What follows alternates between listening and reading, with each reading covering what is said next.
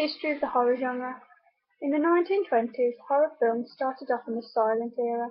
This was where the villains in most films were played by actors who were portraying a normal person who was seen as being crazy. Examples of films that fit into this silent era include Dracula (1931) and Frankenstein (1931). In films such as the above, a beautiful lady was always involved. A villain would also mess everything up. Films such as these were mainly aimed at a younger audience. Not as much violence were included, which is why the target audience was younger. Many films ended with the death of the villain. This was done in order for the audience to believe that they were safe.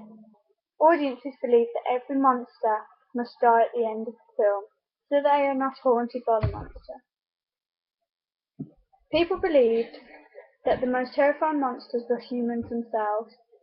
Films such as Holocaust had a major impact on the audience and left the biggest impression. In the end of the 1930s and throughout the 1940s, the most terrifying horrors involved the horrors of war. Cinematic monsters became less terrifying compared to the horrors of war. The horrors of war made horror films seem comical.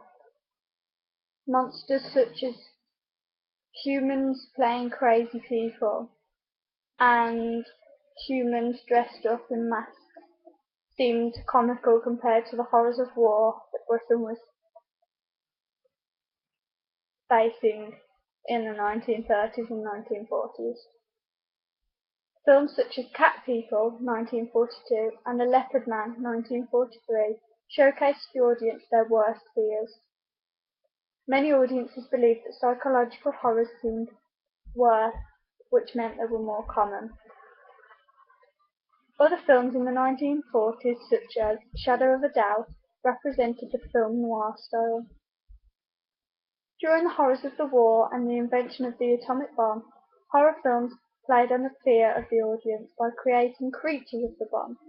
This made horror films seem scarier towards the audience as they were all aware of the horrors of the war. A variety of different horror subgenres were filmed as audiences wanted a wide variety of stories. Subgenres of horror films that were shot after the 40s included scientific horrors, that included aliens out to get humans. Other films included a reflection on society, which showed audiences that anyone who is different is bad. Scientific horror films were commonly filmed after the 1940s. Films that represented this subgenre included films that would include aliens that were out to get humans. In the 1960s, horror films were shown where the audience were more involved. Items in seats got the audience more involved in the horror film, which increased the shock value. Over the years, the horror films have changed, from human beings that were crazy to the horrors of war and aliens out to get humans to communist takeovers. The horror genre has changed due to what the audience expects. In 1960, Psycho was a film considered a kids' film. The age of the audiences has decreased over the years and are aimed at younger audiences.